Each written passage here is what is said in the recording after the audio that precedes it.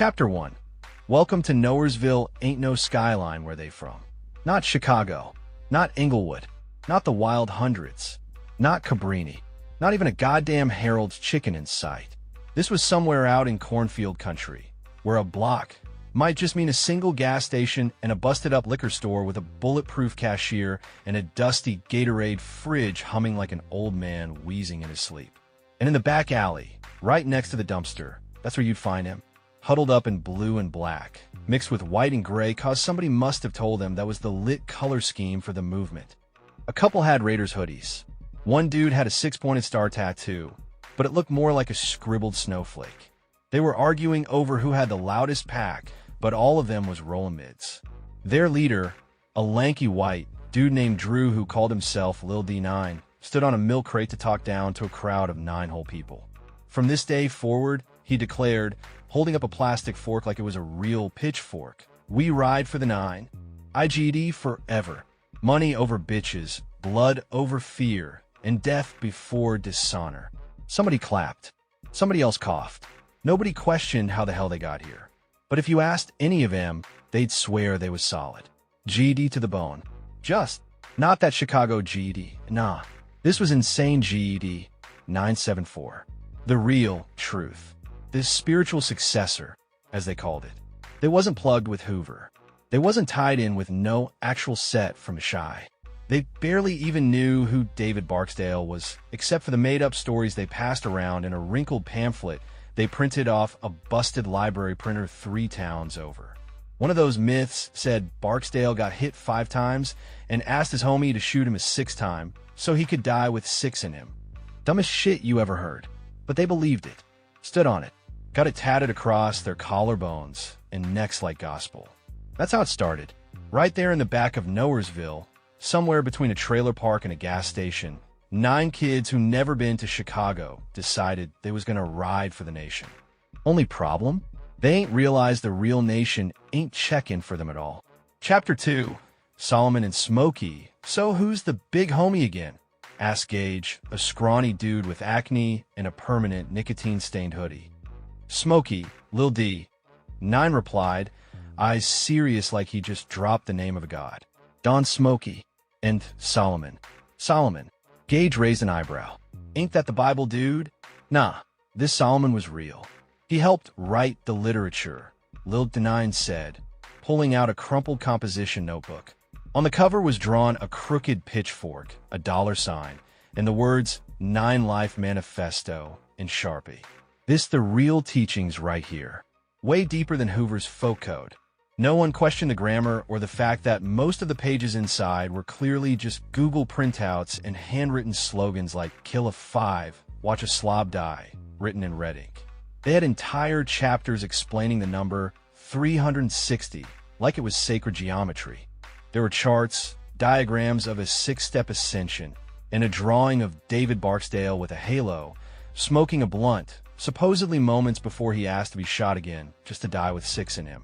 It was cultish, misguided, and kind of hilarious if it wasn't so serious to them.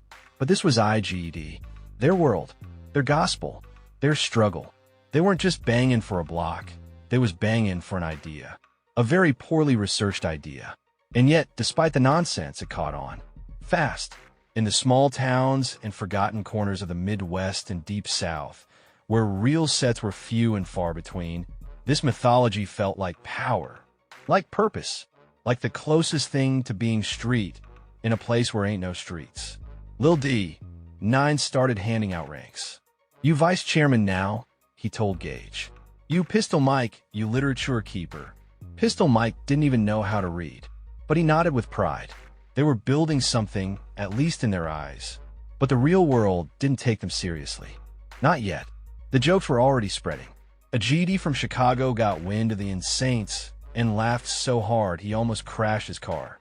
"Man," he said, "these kids got Hoover rolling in his cell." Chapter 3. 9 Life and Dollar Store Crowns. They called it 9 Life, like it was some sacred code passed down from ancient gangster gods. But let's be honest, half the dudes in IGED couldn't even count to 9 without checking their fingers. Lil D, 9 stepped out of his cousin's trailer, chest puffed like he just got made in the mafia. He was rocking a knockoff Raiders jacket with a $sign stitched over the logo and a hand-drawn six-pointed star spray-painted on the back. The boots were scuffed, pants sagging, and the fitted cap was 2 sizes too big, but to him he was royalty. "Welcome to the Temple of 974, he announced, standing in front of a rusted-out Chevy. The temple? Bro, it was the side of a gas station where they met after dark. Tonight's meeting was about setting up a new chapter in a nearby town, one with 2 trailer parks, 1 liquor store, and a Dollar General. They were expanding, baby. Y'all ready to build?" D9 asked. "On aye, my bro," said Big Nick, who was actually named Trevor. "Line up or sign up." The rituals were ridiculous. They made recruits shout phrases like "crooked I till I die," while holding up both hands like they were praising the sun. One dude even tattooed a broken pitchfork on his face after reading a Reddit post claiming it was OG certified. They had beef with everybody. Latin kings, vice lords, BPS, even Bloods and Crips, despite having none of them in the actual town.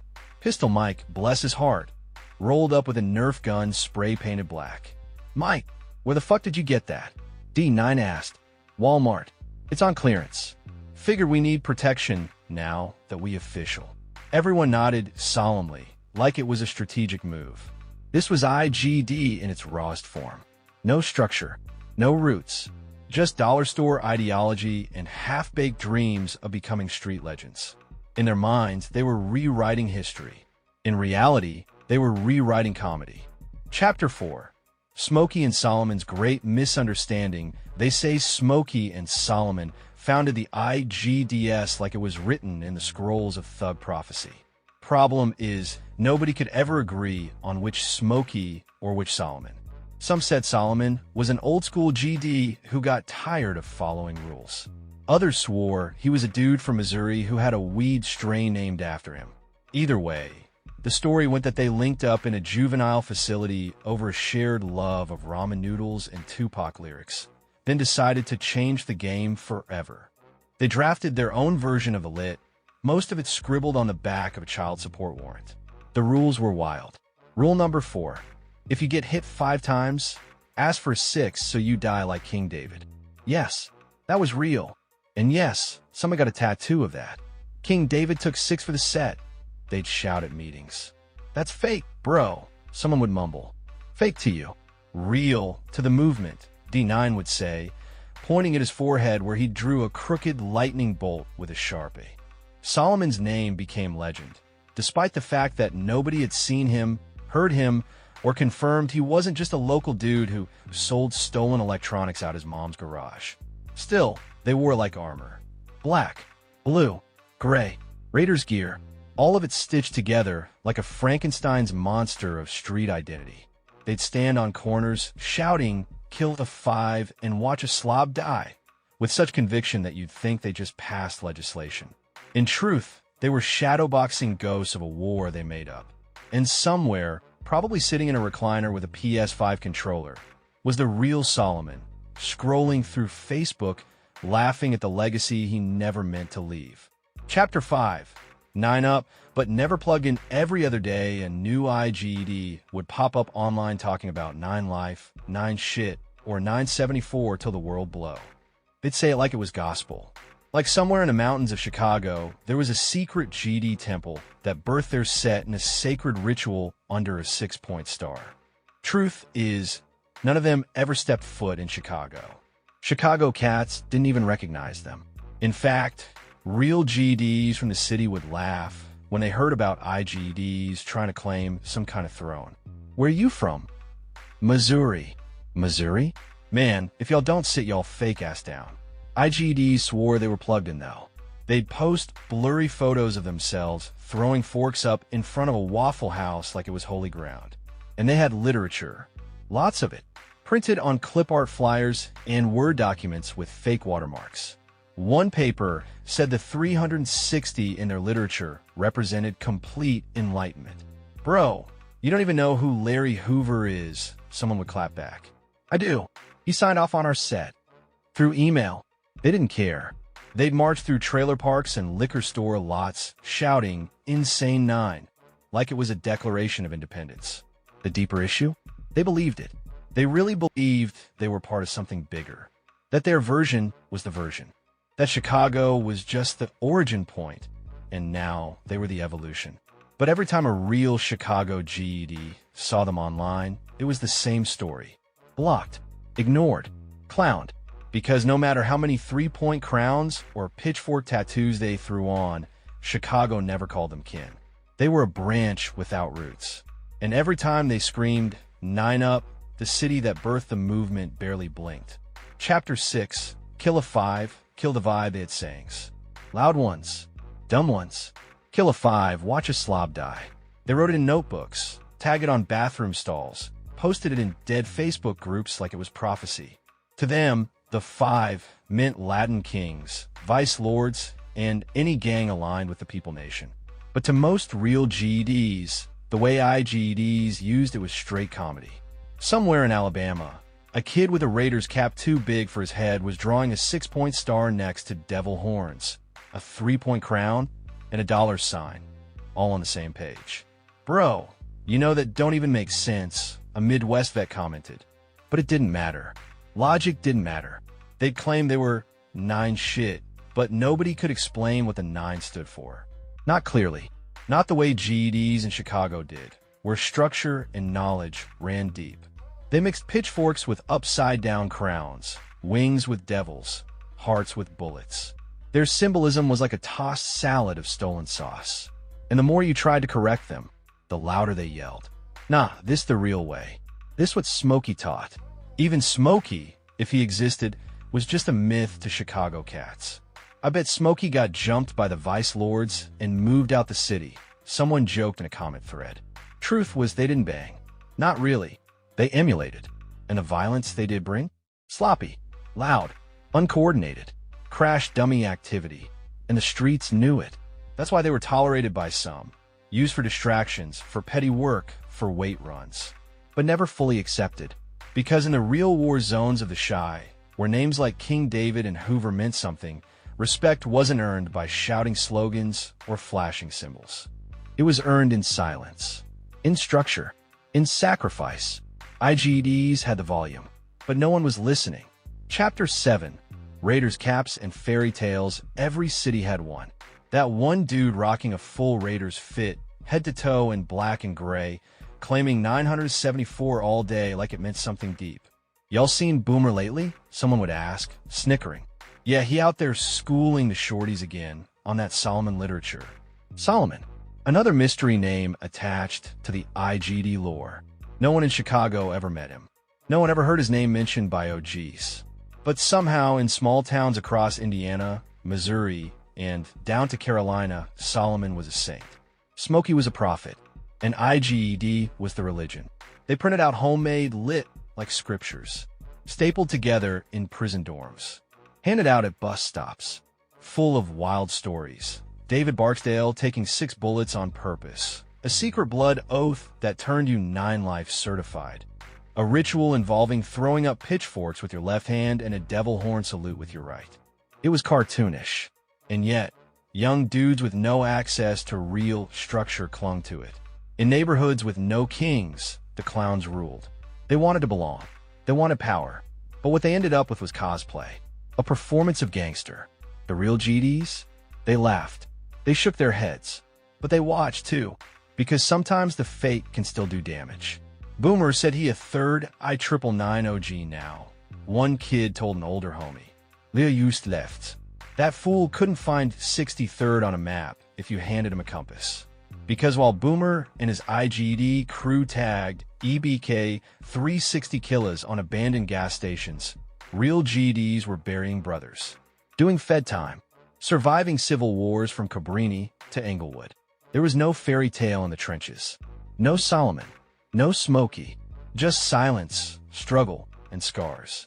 Chapter 8, the crash dummy doctrine. By the time IGDs hit places like Springfield or Columbia, Missouri, they turned into their own version of a gospel. Only thing is, the scripture was jumbled, the verses fabricated, and the prophets imaginary. Still, they moved like missionaries, preaching their gospel with the same recycled script. David took 6 to the chest, told his brother, Shoot me once more for the 6-point star. Solomon taught Smokey. Smokey taught the nation. We 9 life, born and bred. And every time they said that to a real GD, they got the same look. Like, who the hell y'all think y'all are? But the OGs didn't always correct them, because sometimes a misled soldier was still useful. These IGDs were eager, reckless, and often white boys with something to prove. That made them perfect crash dummies. Need someone to take a charge? Need a burner moved? Need heat drawn away from the real hitters? Send in the IGDs. That became a common phrase in some sets. Not every GD played it like that, but a lot did. Because when you ain't plugged in with Chicago, and you start using that 6-point star with extra glitter and devil tails, you already marked yourself as an outsider. You already chose cosplay over code. Down in South Carolina, they started saying slob killer in chants, not realizing that most Chicago GDs didn't even speak on Bloods. That wasn't their beef. That wasn't their world. But these dudes were trying to fit into something they'd never lived. A few of them even tried visiting Chicago once.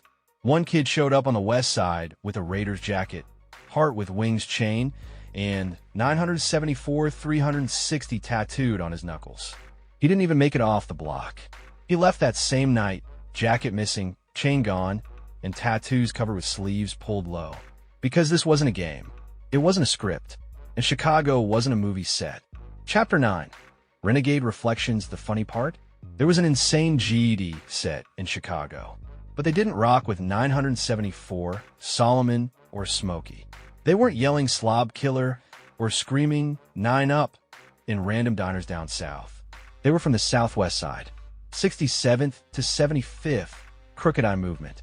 Real street kids. Real pain. Real blood spilled. Their founders, Jason, Fluffy, and Leo, weren't some mythological figures. They were known, walked those streets, bled on them, and died on them. One by one, they fell. JFL became a memorial on brick walls, a whisper in alleyways. And for those still breathing in that crooked movement, it was never about no damn folklore. It was about surviving in a city that didn't hand out second chances. That's why when they heard about the 974s, they laughed. A group claiming to be insane GDs that didn't know the original insane GDs wouldn't even let them pump gas in the same zip code. It wasn't hatred. It was disbelief. These suburban-dwelling, Confederate flag-having, Raiders gear-wearing copycats were out here repping like they made something sacred. Like they built the 6-point star in their backyard. But the truth? They had no roots. Just off-brand literature. They were like a cheap mixtape with stolen beats and no rhythm. Still, real GDs didn't waste too much time. They had their own problems, wars, police, money to make. If these insane GDs wanted to cosplay, fine. Just don't come to the city thinking it's sweet. Because Chicago didn't do reboots. Chicago didn't do remakes. It only did real. Chapter 10. A city that don't forgive. There's one thing about Chicago that separates it from every other city that tries to mimic its rhythm. It don't forget. It don't forgive. Especially not when outsiders try to copy the grind without bleeding for it. The 974 insane GEDs kept growing out in Missouri, down in South Carolina, even creeping into parts of Texas. They were pushing this rewritten gospel of Smokey and Solomon, like they discovered a hidden chapter of street scripture. But in Chicago, that page didn't exist. Not in any real book. In the Cook County Jail, if you flashed a 974 pitchfork and started speaking in that down south dialect, you'd either get pressed or politely corrected with fists. In Cabrini, you couldn't say insane GED without someone checking your paperwork. Because the city doesn't care what you say you are. It cares about what you survived. And the truth is, no real GED in the trenches ever remembered a Smokey. Not in the yard, not in the county. Not in the cell block. It was all fantasy written by dudes too scared to live the reality. Real ones knew. This gang life, it wasn't a brand you could slap on and wear like a hoodie. It was trauma. It was funerals. It was blood on your Timbs and steel in your lap. So while IGEDs kept screaming 9 life and dropping TikToks with devil tails and copy-paste symbols, they never once saw what it meant to earn that pitchfork. The city kept moving. Crooked Eye was gone. JFL buried. The South Side still breathed, still hustled, still mourned. And far from the copycats and crash dummies, the real GDs, they kept quiet because they didn't need to prove it. They already lived it.